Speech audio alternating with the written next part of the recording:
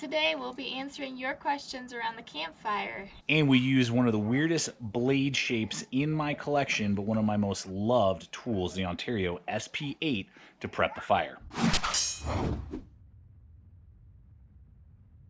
Well, guys, that's right. Welcome back to another backyard campfire quarantine video, and we're going to get to the questions here in just a few minutes. But first, I want to prep the wood with you, and we're going to use, man, I've probably had this for 5 years at least, the Ontario SP8. I think I paid like $45 for this thing, USA made, 10 inches, quarter-inch thick, short saber grind. I mean, it's such a goofy looking tool. It's very front heavy, doesn't have any sort of real belly to work with.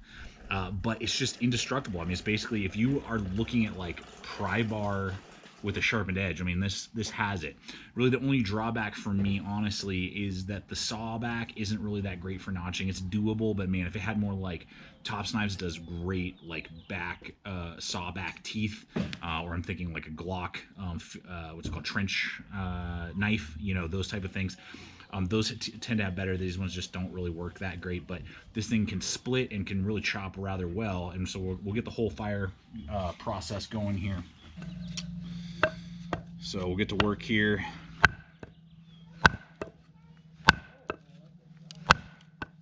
Boom.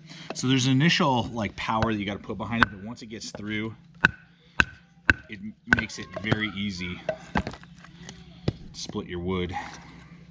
I mean, look at that. I went through a giant knot right there. Look at that, one hit, boom.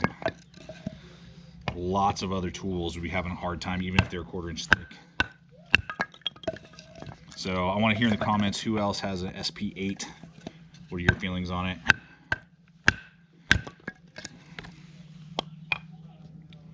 It's by no means a perfect tool, but it is a good tool.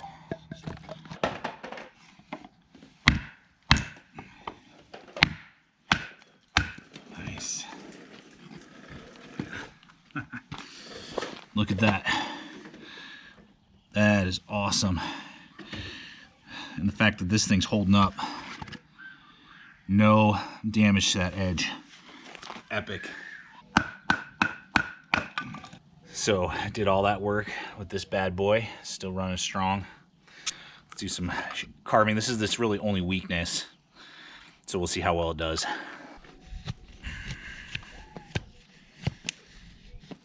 So I can basically do like a 2 fingers on that choil. It's doing pretty good actually to help me get that fire going. So again, the balance is really weird on this, so you got to basically get at least 1 finger, if not 2, preferably 2, to get the right balance feel if you're going to do finer work with it. It's doable, particularly if you just work with the edge a little bit. I think I probably put a little bit better edge on it, but I mean, it holds an edge really well. So I mean, that's decent. I remember when I originally did the post for this, and if you're still watching, I don't remember your name, a guy told me that, this is years ago when I did the review on this knife, he said that he was an elevator mechanic, operator, whatever you want to call it, the repairman, and he took one of these with him as his like pry bar, keep the door open, like tool, I guess, and that was his tool to keep the doors open and do some other things with the elevator. He used it like every day and he loved it. So pretty crazy. That's one of the craziest stories from you guys of how to use your tool. There you go, decent amount of bundles, not the worst. You know, there's definitely better tools that are larger, like that. I'm thinking the SE Hungalis, you know, even an RTAC too will have a better edge geometry to get finer stuff, but decent for this type of tool.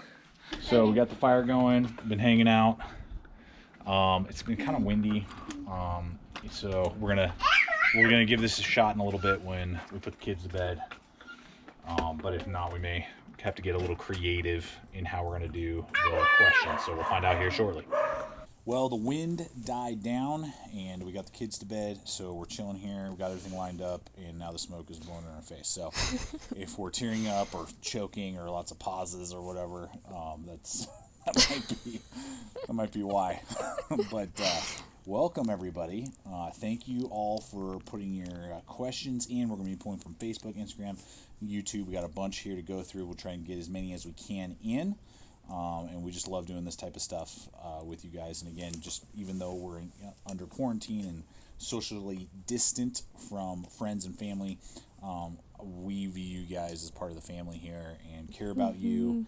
And we just want to, hang out with you and feel connected with you and answer questions and just have fun. So the very first question is going to go to Mrs. GT, Ashley here. And this is from Mattis Brumbach off of Facebook. And he asks, what is your favorite dinner date meal? I really like to order a steak when we go out on a date. Usually like a filet mignon or something like that with mashed potatoes. That's probably my favorite. Nice. And for me, I'm more of like that. She's like tried and true, and she always gets that. And I like to experiment and do stuff, but like half the time that blows up in my face. I remember like our second anniversary, I was like, oh, I'll get like New Zealand lamb chops, and they were like terrible and stuff. So I don't know if I have like a favorite. I'm kind of like all over the board and all over the map. I don't know. Yeah, I mean, steak is like obviously a go-to, but I really like a really good salmon if it's done well. That type of stuff. So that would be my answer to that question. Great question. The next one we're going to do here is from YouTube, or no, this is from Instagram, and this is from Mad01974. And he asks, you go to a deserted island, you can bring one knife, one piece of gear, and one thing to drink from in one book. What do you bring? So, contrary to what you guys may believe, Mrs. GT more tolerates this. She thinks it's like good, particularly in this environment, right? I mean, aren't you glad that I prep and I review and I test out gear and like we have all the equipment that we really need almost for situations definitely. like this, right? But you're not like some EDC woman that's got like 6 pocket knives on you, and like 3 tactical flashlights, and you're like, oh yeah, that Surefire from last week just isn't quite as good as the Nightcore that you're testing this week. I mean, you're just kind of like doing your thing, and I give you the tools, and you're kind of like, oh, that's neat, that's kind of cool. I mean, would you agree? Yeah, I would agree. So the way that we figured we would answer this question is we're going to pair up like we are on the deserted island together. I'm going to help her pick some of her gear, and then some of the like the book and stuff she'll kind of go along with, and she'll share what she would take. But if Ashley and I are together on a deserted island and we're each bringing a knife, I'm going to bring the SC Hungalis because I'm assuming it's a jungle island. That's what I'm going to go with, is the assumption, not like desert. So I'm going to take an SC Hungalis. I mean, the sheath is amazing. The ergonomics are great. I can do finer work. I can do heavy work with it.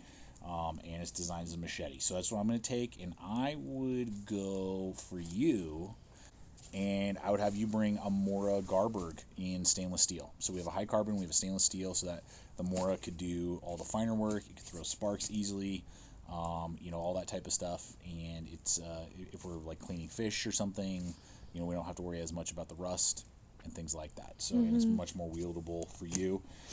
2 pieces, or if we each then had a piece of gear, I would definitely bring my fire steel, Gob Spark fire steel, which would throw sparks forever and ever and ever. And the ergos for that are awesome. And then for you, I would have you bring like a giant pot or something, so we can boil water, so we can cook, so we can like do all that type of stuff with. Yeah. And then Smart. Yeah. The one thing to drink from for me would be my 48-ounce Nalgene. What would you do? I'm just going to use your Nalgene, and I would say I really would like a pina colada or a mojito. I'm going to assume... The one thing to drink from? That's what you're going to drink from? Yeah. I thought it was a drink. Okay. That'd be fine, too. So do you have a particular favorite bottle that you would bring? I like my Camelback that it can... The Chute. C-H-U-T-E. Yeah. You like that one? Yeah, it can hold hot or cold drinks. Okay. So. And then my book, I would bring, being someone who gets so much life out of the Bible, like that's kind of like a given, so I'm not going to say that. I would go with all the writings of Sherlock Holmes. Sir Arthur Conan Doyle, I think, is the author of that. That's a huge book, lots of stories in there. I think that's the one book I would bring. What book would you bring?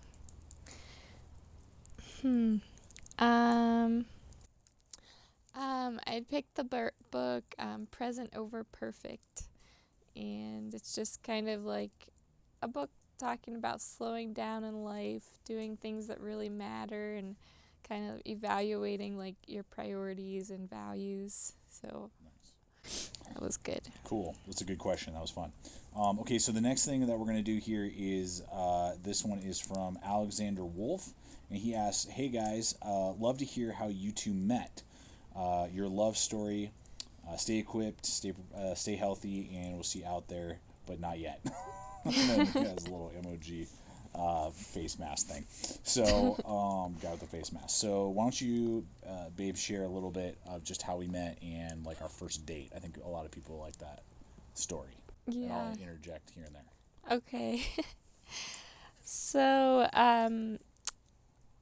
I'm from Pennsylvania. I moved here, was going to the same church that he was a youth pastor at.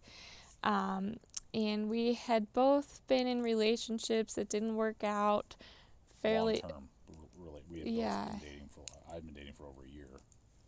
Just with somebody else, and you had. Yeah. A couple months, but it was pretty serious. And then I moved away, so we kind of noticed each other at church because I was singing on the worship team. So I was on the stage, and then I'd see him doing announcements every once in a while at church. So we saw each other from afar, but our paths never crossed. It was kind of funny, but it was just a big building, and we never really saw each other. Yeah. So I had gone for about a year, and then we went to like a young adult event. We were at a Mammoth game, which is indoor lacrosse in Colorado, and he sat a couple seats away from me and introduced himself, and I thought, wow, Because I had noticed her when she was on stage. I was like, dang, she's hot. All right, cool. And you love Jesus, so that's a cool win right there. And I noticed him too. Right. I really liked his voice. And so I thought that, guys don't always introduce themselves. That's a pretty bold move, I think, which is sad but true. So guys take note.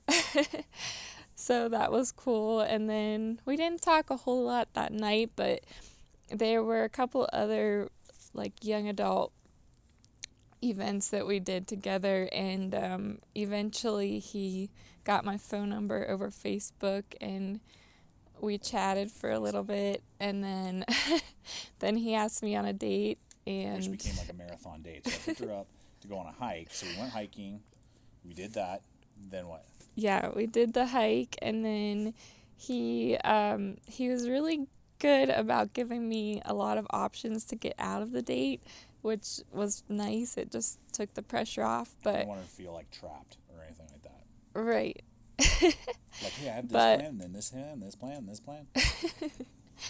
But at the same time, I felt really comfortable with him, and I was having fun. So I said, okay, we can do lunch. So we had lunch. After the hike. We went to a Mediterranean place, and then what was the next thing? I don't know. Then I was like, well, we can do this, and I think we went and took a walk and walked through downtown Golden, in near Colorado. It's a town in Colorado, and then after that, now it's becoming evening. So I mean, I picked her up. I think like 9 in the morning. It's now like 6 p.m. We've been hanging out all day, had food together, hanging out, fellowshipping, doing stuff. And I know. I don't know where that word came from. And then I was like, well, I know this place for gelato. Do you like gelato? You said yes. I think we got like another meal or something. I don't remember all of it. Anyway, we were up till midnight seeing. So, I mean, it was like a marathon. What would that be? More than 12-hour date. Yeah. That was like a 14-hour date, 15-hour date, something like that. And we had a great time the whole time. Yep. And just went from there, and we got engaged 6 months later, and then got married 9 months later. Yep. So there you go. And then here we are sitting in front of a camera, 8 years, 8 years later. Yeah. Doing a YouTube channel. So there it is. Thank you, Alexander Wolf. Good question. So the next one I'll take here, Jerry B on YouTube asks, what YouTube creator has inspired you the most, and what person has inspired you the most in your everyday life? So honestly, it was way back in the day. It was nothing fancy. I mean, I watched like every single video he put out. He and then it was really back then Adam from Equipped to Endure, who no longer is really doing YouTube, I guess, and stuff, and what was it, Crockett 20 were like the three that really got me out there. I was watching like all their stuff, and I'm like, oh my gosh, I didn't even know YouTube channels like existed, and like that was a thing. I mean, this is a long time ago, you know. I mean, this is like 10 years ago now, I finally I was like, if these guys can do it, why can't I? I live in a great state that has so much like outdoor stuff. Why don't I just start filming? And so I started with an iPhone 3, and it was trash. Go back and watch like my first 20-30 videos. I cannot believe you guys watched and subscribed. And if you have been watching since like those first like dozen videos, I honor you, and you are amazing, and I do not know why you stuck around, because they're so bad. So anyway, and now here we are. So great question. And so that's who really inspired me, was really nothing fancy, but then all those other guys as well way back in the day to start my channel. And then in my everyday life, I think it's still my dad. He was a great dad, helped us out in sports, provided for the family, worked hard so my mom could be a stay-at-home mom, homeschooled 4 kids. So it's really, I'll say my parents together. It's my parents. My dad gave me a love for the outdoors. He loved, mountain biking, snowboarding, hiking, backpacking, camping, and I've just adopted all of that. But really my parents are who inspire me in my everyday living. Okay, so our next one comes from Ashton Beals off of YouTube. I believe hopefully I'm not butchering these names. And it says Ashton says, super excited for another campfire video. My question is, what is your favorite thing to do during this time of social isolation, quarantine? Thanks again. Looking forward to the video. So for me, the 2 things that I look forward to the most during this time is building Legos with my firstborn, GT Jr. He's just starting to get into Legos. I bought about 4 different kits, 4 to 6 different sets or whatever. And so like once a week we'll build a new one. Like I'll bust out a new one and we'll build a new one together. And he's getting really good. I loved Legos as a kid. I probably spent 10 years building, playing just all the time, me and my brother, with Legos. So and then these campfire things, because I mean I film most of them, but I mean we're doing that's not true actually. No, we're probably doing 3 a week, and I'm filming like 1 of them. But anyway, just coming in the backyard, the kids running around playing, we can sit and talk a little bit, and it's just fun. So those are really the 2 things that I look forward to and are my favorite during this time. How about you? And I'm going to throw some wood on the fire while you do that. Okay.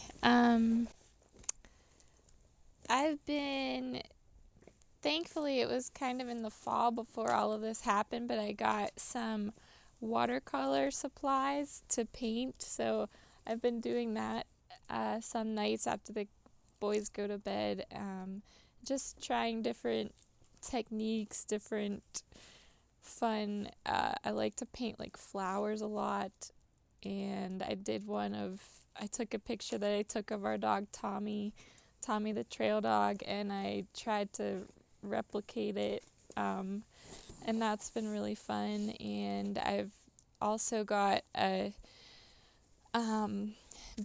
bread baking book for Christmas, so I've been trying to bake some bread. Pizza from scratch done and too.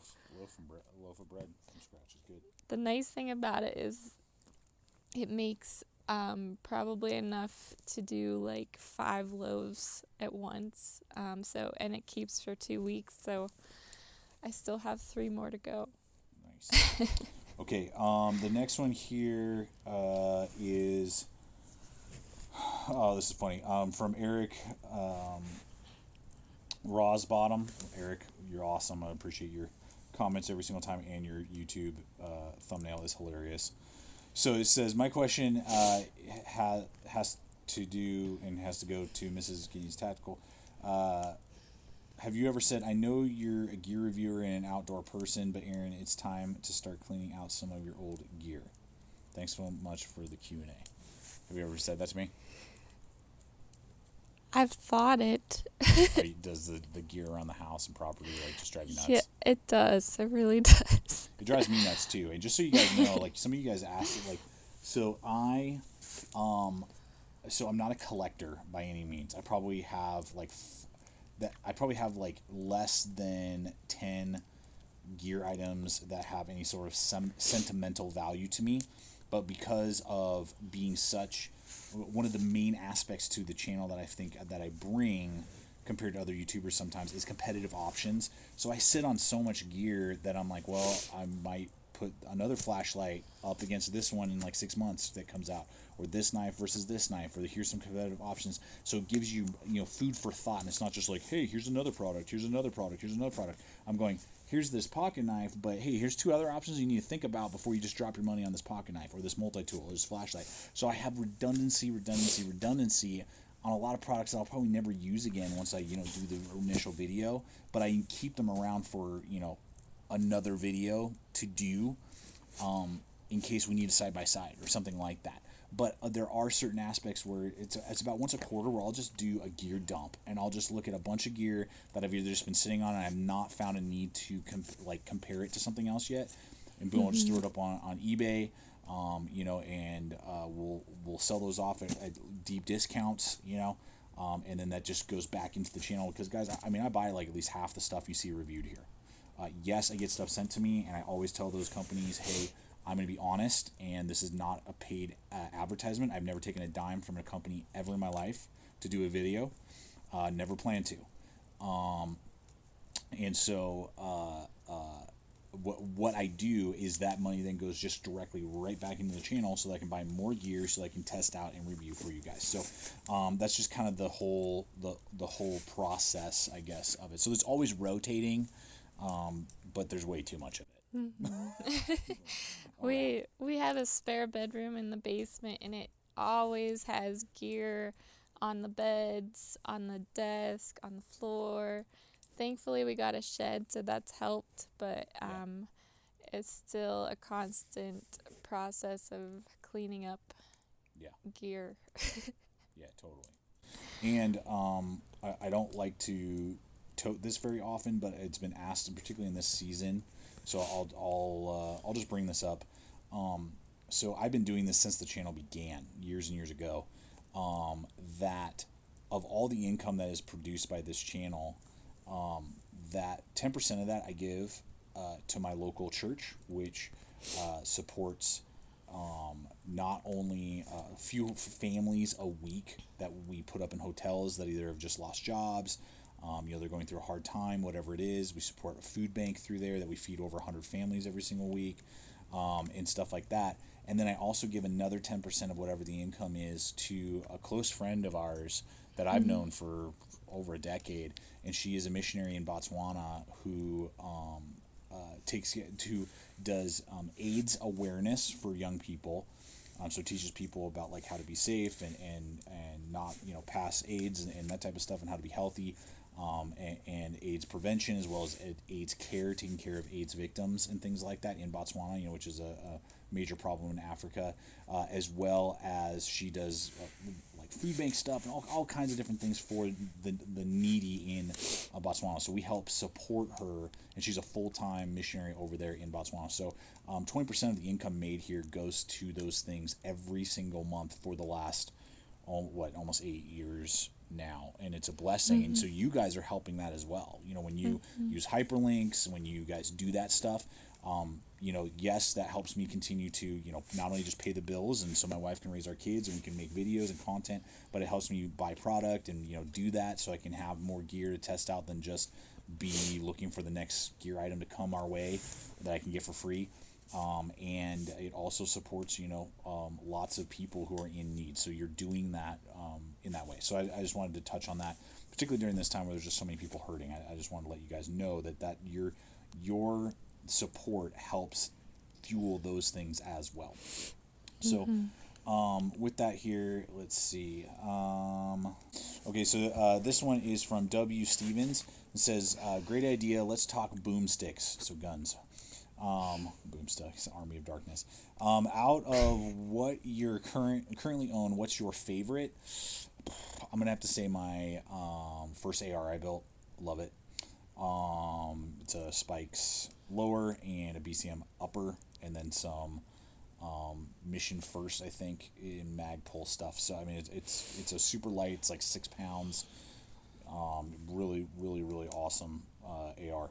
And then let's see here, eyeing anything you want to pick up next. Yeah, I'm looking at like some sort of pistol caliber, either carbine or something like that, or the Backpacker 1022 breakdown. Is something that I'm looking at as well, and so we'll figure it out. But I'm looking at something like that. And then Mrs. GT, are you into firearms, and do you have a favorite? Go. I do like to shoot them. We try to go to a range maybe 3 times a year or so together, and I like to go there, and I usually just stick with the 9mm pistols. Sometimes I'll try another kind, but those are the kind that I like the best. And we usually do some little like shooting contests together. So yeah, just. And you're freaking good. She's as good as me. I'm really good, so. But we're close. Yeah. I mean, it's always like she's neck and neck. competitive to me. And I don't suck. So yeah. I mean, that's sweet. But I am better. But. There you go. Okay, the next one comes from Lance Vaughn off of YouTube and says, Mrs. GT, do you ever get to talk? Aaron likes to gab. Seriously, thanks for all you do. I try. I have to like stop, like maybe do sign language and be like, okay, it's my turn to get a word in. But sometimes I do tell him like, okay, because I am an introvert, and when I'm with my boys all day, it's kind of, I need some alone time. So I'll tell him like, okay, I can't listen to you right now. Let's just be quiet. And then I die inside because I'm an extrovert. But he can always call a friend or something, and he does. That is hilarious.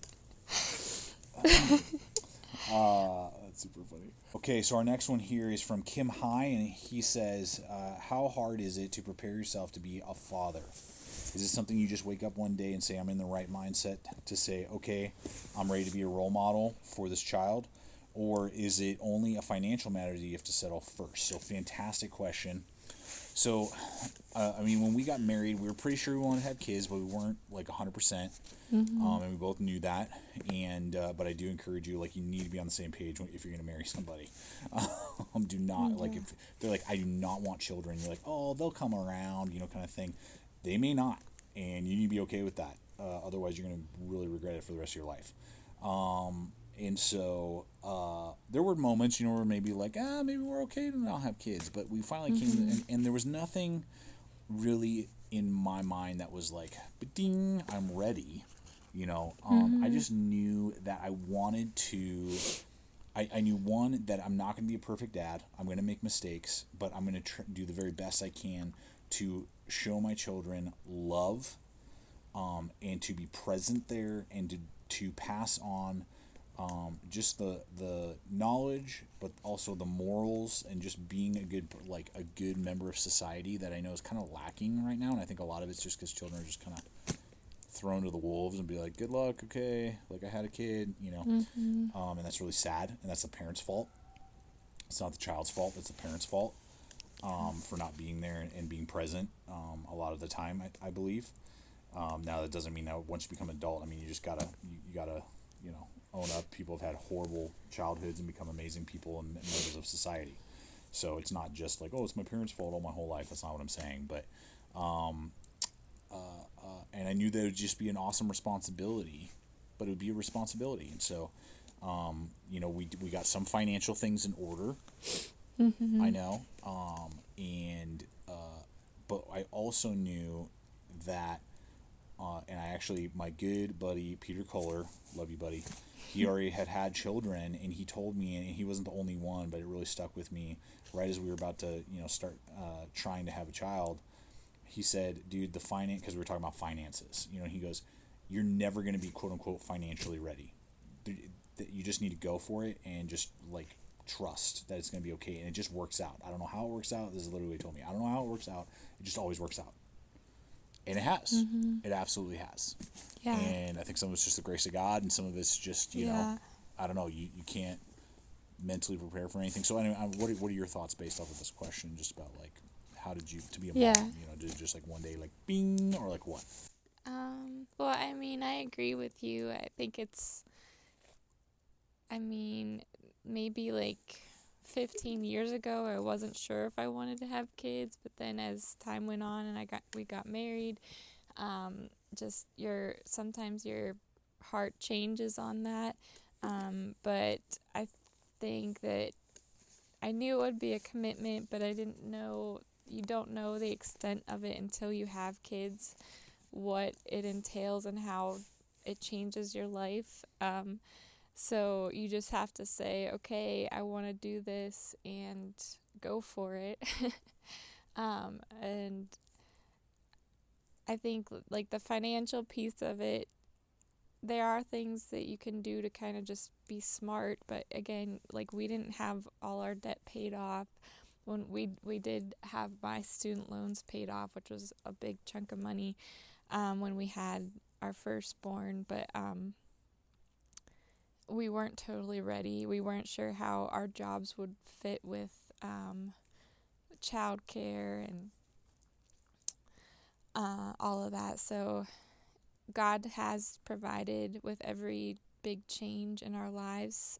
We look back and we're thinking like this shouldn't be working out the way that it is, but it is, and we're just really thankful. And I think God blesses families and kids. The Bible says that they're a blessing and an inheritance from the Lord. So I think He just provides somehow. All right, this one's from Lee Hart, and Lee asks, here's a question for you both. What are your backgrounds? So my background is coming from San Diego. Was born there, moved to Colorado when I was 9, right before my 9th birthday, and have lived here ever since. So been here a long, long time. And let's see here. I graduated high school. I knew, without going, that's a whole other story. It'd take us 10, 15 minutes to go through. Felt called into ministry. There was not a job I did a 3-year internship program to get a license to be a minister. Graduated. They didn't have a job for me at that church. I could have gotten a job at a different church, but I didn't feel like I was supposed to leave or look around for that. So I went into the secular field. I worked as an electrician for 3 years on major building projects. So I was an apprentice. And then I was really getting kind of worn out and tired of that. Still volunteering all the time at my church and stuff. And then basically doing for free what I had gotten a degree or a license to do. And then I got a job at an oil company where I worked my way from the rock shop, where we would break down the rocks of core samples from oil rigs, work myself all the way up into the lab. So I was doing basically the work of a geologist without the degree of a geologist, so they could pay me a little bit less. But I went on some oil rigs, did some caught core on oil rigs in Minot. Was that North Dakota? I think that's North Dakota. Minot. I've done it in Rifle, Colorado, and I think I did it one other. Oh yeah, in Montana, right outside of Browning. I think it's Browning, Montana. Anyway, right outside of Glacier National Park. So I've done it a couple places, and then really wanted to get into ministry, and then the door was opened at the church that I'd been going to my whole life, and became the youth pastor. Did that for about 5 years. Got married, and then transitioned up into an associate role, and now I'm an associate pastor on staff, and then I do this YouTube stuff. Boom. You. Boom. I grew up in Western Pennsylvania. I graduated high school, knew I wanted to go into the business field, so I got a majored in finance at a local university where I grew up, and I worked as a bank teller during that time in college, and then I just wanted a real job and that made enough for me to live on my own. I worked in Pittsburgh at a bank there for about 1.5 years, and I lived with my sister and her husband and my nephew, Ryan. And during that time, I was looking for jobs, and I finally got a job at a aerospace defense contractor in Denver, Colorado. Moved there, and I was in finance for the first 4 years there, and then I moved to their procurement and supply chain management department. So then I was there for a total of 11 years, and I went part-time when our first... Tommy, chill. I went part-time when our first son was born, and then when our second son was born, I retired, and I've been a stay-at-home mom since then. Which is definitely a full-time job. Yes. Cool. So we're going to go ahead and call it there, guys. There were other questions that were great questions. I just know I don't want this to be like an hour-long video. So we'll give another opportunity at some point, and there are some questions that I'm going to actually answer that have given me some good food for thought for down the line quarantine campfires. And let me know if you guys like this idea, and we might be able to do it more frequently even when all this stuff lifts, eventually. If you like this, then maybe I can keep trying to do it, once a week, and if definitely not once a week, once or twice a month. Just do a campfire in the backyard, and we just talk about stuff and goof off and do questions and hang out with kids and family and just have fun. So let me know about that as well. We really appreciate you guys. You guys are awesome. Thank you for just your continued support. You guys are just a major blessing, and we love hanging out with you guys and making content like this. It's fun, and we feel connected to you, even though we're just talking to a camera in our backyard, and our neighbors probably think we're crazy. So anyway, sure. With that, guys, always remember to check the other video popping up, subscribe if you're not a current subscriber, throwing up content like this all the time, and always remember, stay equipped, stay prepared, and we'll see you out there.